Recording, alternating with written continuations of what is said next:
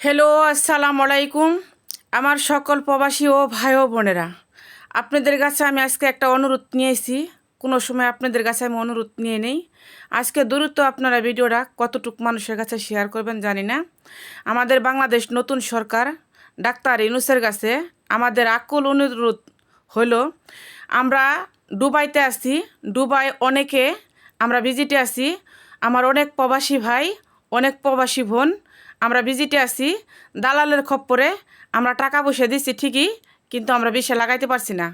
আর সে সময় মনে করেন ভিজিট বন্ধ হয়ে গেছিলো, তার জন্য আমরা ভিসা লাগাইতে পারছি না।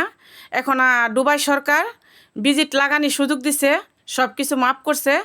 দুবাই সরকারকে অসংখ্য অসংখ্য ধন্যবাদ। দুবাই সরকারকে স্যালুট। আর দ্বিতীয় কথা হলো, আমাদের বাংলাদেশ সরকার ডাক্তার ইউনূসকে আমরা বলতে চাই, আমাদের যাদের ভিসা পতাকা নাই তারা আমাদের দ্রুতভাবে ভিসা লাগানোর একটু ব্যবস্থা করেন। আমাদের হাতে 2 মাস টাইম আছে। আমরা কখনো জানতে পারি নাই যে ভিসা লাগানোর সুযোগ দিবে। এখন সরকারে সব মাফ করছে, আমাদের হাতে কোনো টাকা পয়সা নাই, আমরা ভিজিটে ভিসা লাগাইতে পারতাছি না। যদি আপনাদের সরকার একটু হেল্প করে, যারা আমরা দুবাইতে আমরা ভিজিটে আছি, অনেক সকল ভাই আছে, বোন আছে, আমরা যারা ভিজিটে আছি, আমাদের দ্রুতভাবে আমাদের ভিসা লাগানি ব্যবস্থা করে দেন।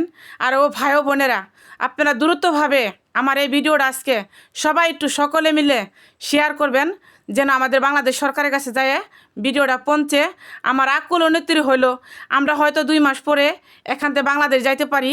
কপালে নসিব যদি খারাপ হয় তাহলে আমরা দেশে চলে যাব। দেশে চলে গেলে কিন্তু অন্য কোনো রাষ্ট্রে যাইতে পারবো, কিন্তু আবার ওই টাকা খরচ হবে।